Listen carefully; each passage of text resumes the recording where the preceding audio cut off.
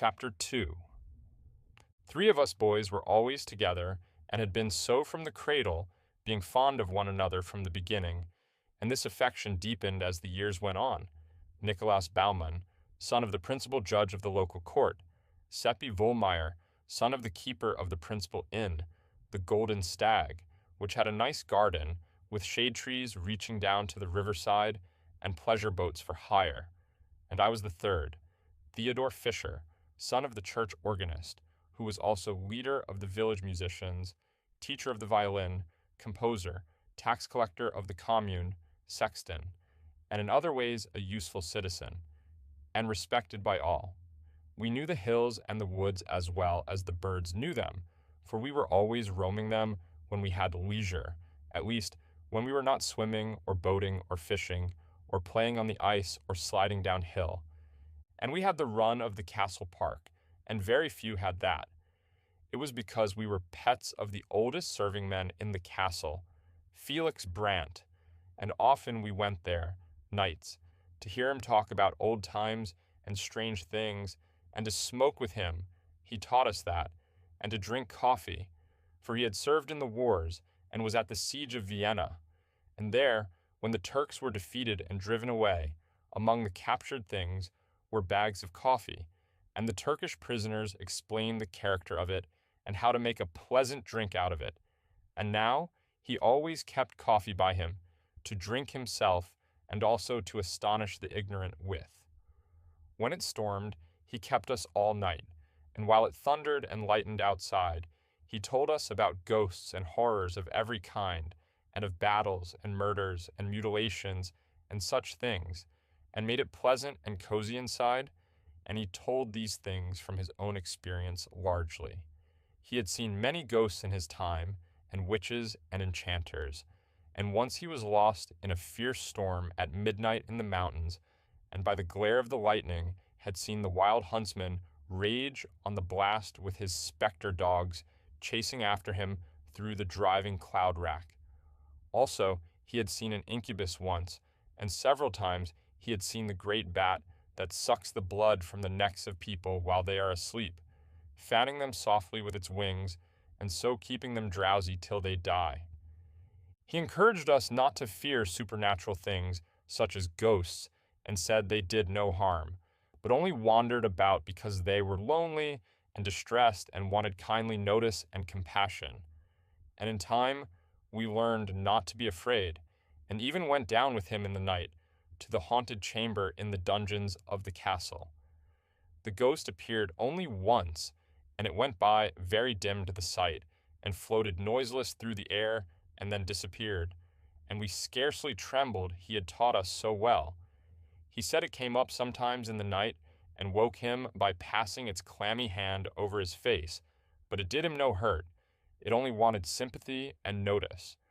But the strangest thing was that he had seen angels, actual angels out of heaven, and had talked with them.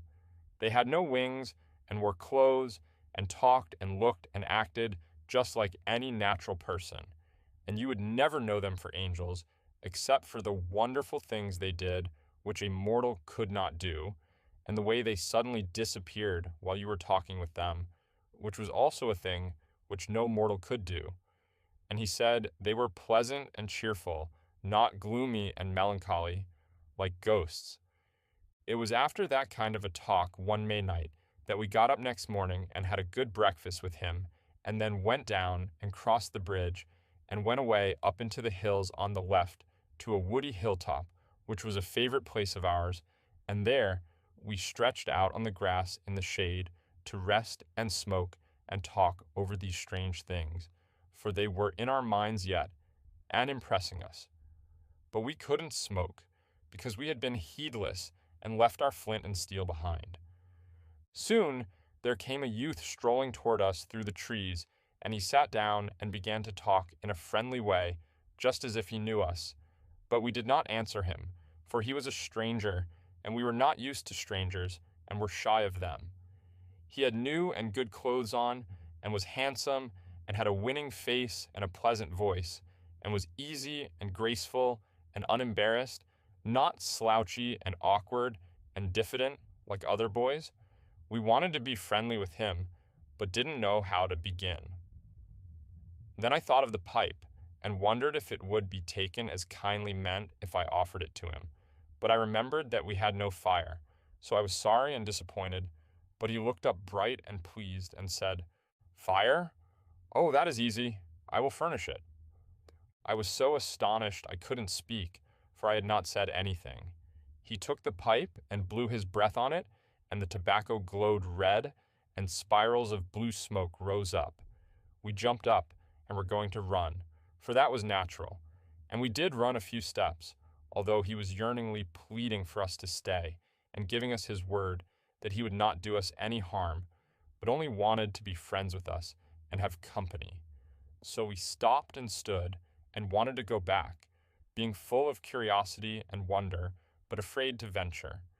He went on coaxing in his soft, persuasive way, and when we saw that the pipe did not blow up and nothing happened, our confidence returned by little and little, and presently our curiosity got to be stronger than our fear, and we ventured back, but slowly, and ready to fly at any alarm. He was bent on putting us at ease, and he had the right art. One could not remain doubtful and timorous where a person was so earnest and simple and gentle, and talked so alluringly as he did. No, he won us over, and it was not long before we were content and comfortable and chatty, and glad we had found this new friend. When the feeling of constraint was all gone, we asked him how he had learned to do that strange thing, and he said he hadn't learned it at all. It came natural to him, like other things, other curious things. What ones? Oh, a number. I don't know how many. Will you let us see you do them? Do, please, the others said. You won't run away again? No, indeed we won't. Please do, won't you? Yes, with pleasure, but you mustn't forget your promise, you know. We said we wouldn't, and he went to a puddle and came back with water in a cup which he had made out of a leaf, and blew upon it and threw it out, and it was a lump of ice the shape of the cup. We were astonished and charmed, but not afraid any more. We were very glad to be there, and asked him to go on and do some more things. And he did. He said he would give us any kind of fruit we liked, whether it was in season or not. We all spoke at once. Orange, apple, grapes. They are in your pockets, he said. And it was true, and they were of the best, too, and we ate them and wished we had more, though none of us said so. You will find them where those came from, he said, and everything else your appetites call for, and you need not name the thing you wish. As long as I am with you, you have only to wish and find. And he said true. There was never anything so wonderful and so interesting. Bread, cakes, sweets, nuts, whatever one wanted, it was there. He ate nothing himself, but sat and chatted, and did one curious thing after another to amuse us. He made a tiny toy squirrel out of clay, and it ran up a tree and sat on a limb overhead and barked down at us. Then he made a dog that was not much larger than a mouse, and it treed the squirrel and danced about the tree, excited and barking, and was as alive as any dog could be. It frightened the squirrel from tree to tree, and followed it up until both were out of sight in the forest. He made birds out of clay, and set them free, and they flew away, singing. At last I made bold to ask him to tell us who he was. An angel, he said quite simply, and set another bird free, and clapped his hands and made it fly away. A kind of awe fell upon us when we heard him say that, and we were afraid again, but he said we need not be troubled. There was no occasion for us to be afraid of an angel, and he liked us anyway. He went on chatting as simply and unaffectedly as ever, and while he talked, he made a crowd of little men and women the size of your finger, and they went diligently to work and cleared and leveled off a space a couple of yards square in the grass, and began to build a cunning little castle in it, the women mixing the mortar and carrying it up the scaffoldings in pails on their heads, just as our workwomen have always done, and the men laying the courses of masonry, 500 of these toy people swarming briskly about and working diligently and wiping the sweat off their faces as natural as life, in the absorbing interest of watching those 500 little people make the castle grow step by step and course by course and take shape and symmetry.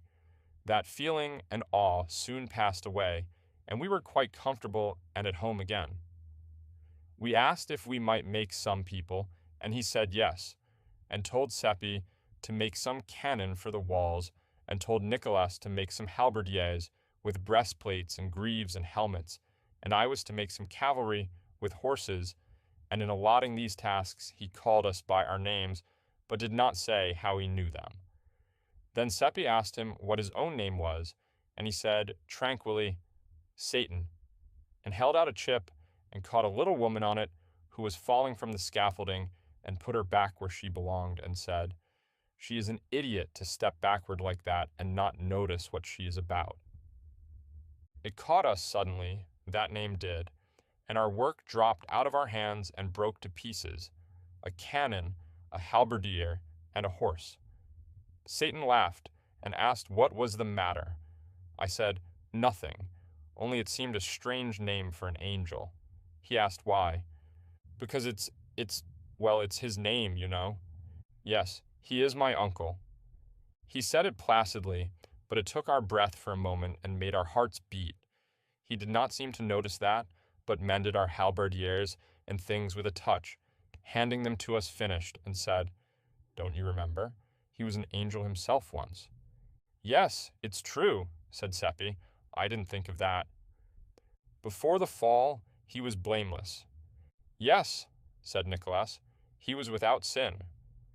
It is a good family, ours, said Satan. There is not a better. He is the only member of it that has ever sinned. I should not be able to make anyone understand how exciting it all was. You know that kind of quiver that trembles around through you when you are seeing something so strange and enchanting and wonderful that it is just a fearful joy to be alive and look at it. And you know how you gaze, and your lips turn dry, and your breath comes short, but you wouldn't be anywhere but there, not for the world. I was bursting to ask one question. I had it on my tongue's end and could hardly hold it back, but I was ashamed to ask it. It might be a rudeness. Satan set an ox down that he had been making and smiled up at me and said, it wouldn't be a rudeness, and I should forgive it if it was. Have I seen him? Millions of times. From the time that I was a little child, 1,000 years old, I was his second favorite among the nursery angels of our blood and lineage. To use a human phrase, yes, from that time until the fall, 8,000 years measured as you count time. 8,000. Yes. He turned to Seppi and went on as if answering something that was in Seppi's mind. Why, naturally I look like a boy, for that is what I am. With us, what you call time is a spacious thing.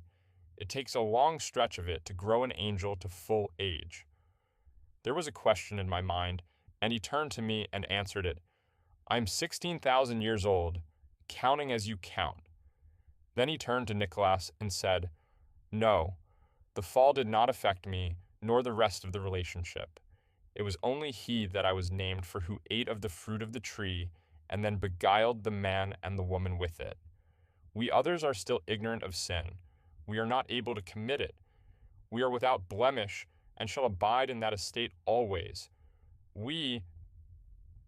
Two of the little workmen were quarreling, and in buzzing little bumblebee voices, they were cursing and swearing at each other.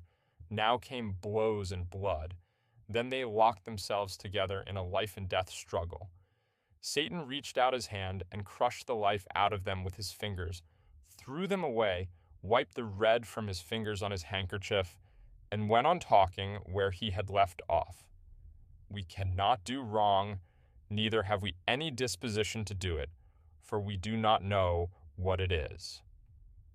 It seemed a strange speech in the circumstances, but we barely noticed that. We were so shocked and grieved at the wanton murder he had committed. For murder it was, that was its true name, and it was without palliation or excuse, for the men had not wronged him in any way. It made us miserable, for we loved him, and had thought him so noble and so beautiful and gracious, and had honestly believed he was an angel. And to have him do this cruel thing, it lowered him so, and we had had such pride in him.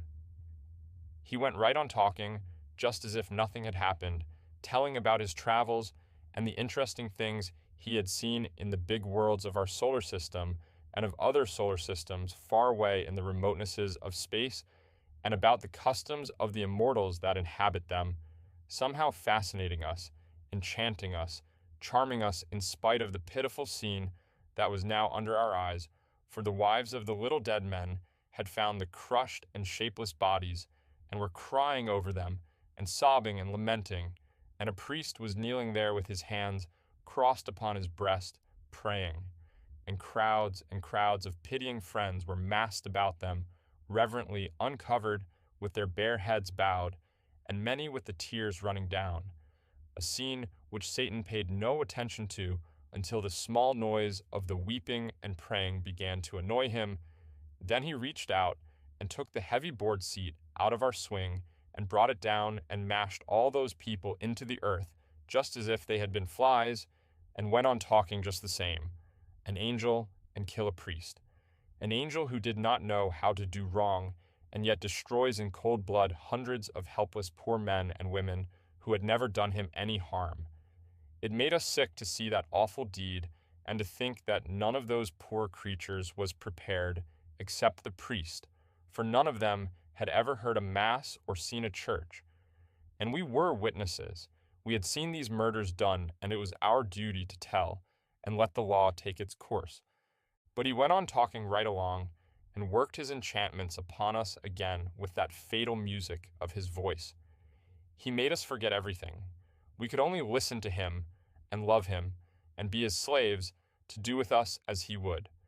He made us drunk with the joy of being with him, and of looking into the heaven of his eyes, and of feeling the ecstasy that thrilled along our veins from the touch of his hand,